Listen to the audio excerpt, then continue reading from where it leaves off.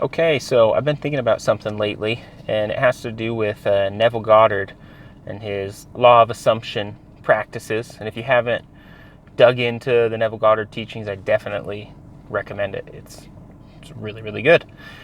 Anyways, he has this teaching. Essentially, it's the paradox of doing nothing.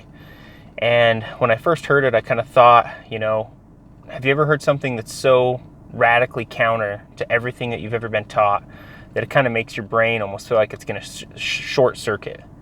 And this is how I felt the first time I heard Neville Goddard say, assume the feeling of the wish fulfilled and then do nothing. And I'm like, do nothing? Seriously? Like, I got bills to pay, I got responsibilities, I got dreams that I'm hanging on to, goals that I want to accomplish, and you're telling me to just sit back, imagine that it's done, don't do anything, and it'll happen. But here's the thing that I kind of came to thinking about this is do nothing. It doesn't mean just sit on your ass and wait for the universe to deliver a miracle like some kind of cosmic DoorDash. It means stop forcing, stop panicking, stop clawing your way through life like everything depends on your effort and your hustle. Neville Goddard, Robert A. Russell, all the mystics teachers, they point to the same truth. Your imagination is not a toy. It is the creative act itself. It's how you select your future from the infinite potentials that already exist. Creation is finished. That's the wild part. You're not building a new future, you're choosing one by stepping into its emotional frequency as if it's already yours. And when you do that, when you dwell in the end, you invite a power beyond your consciousness. Beyond your conscious mind to orchestrate the how. It's not about actionless laziness, it's about aligned being. You'll still act, but from a state of peace, not pressure. You'll do what's natural, what's obvious, what's inspired, not what's desperate, what's frantic, or what's fear-based.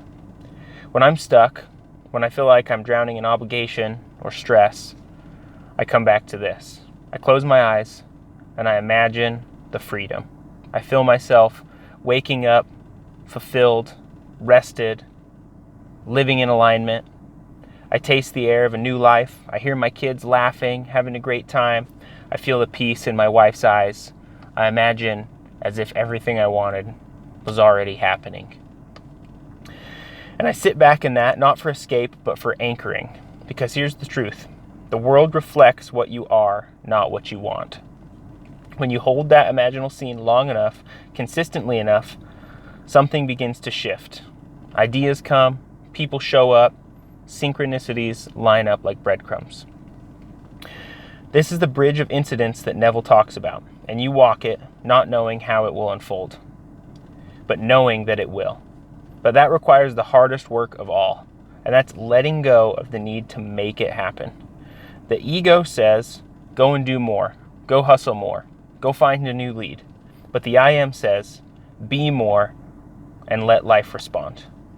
So when Neville says do nothing, he's not telling you to be passive. He's telling you to become magnetic, to rest in the end, to trust the divine flow instead of fighting upstream. You imagine it, you feel it is done, you live from that state, and you walk not in desperation, but in trust. Do nothing, but from a state where everything is already yours. And that's how the miracles become mundane. That's how you win. Hope this made sense. Have a great day.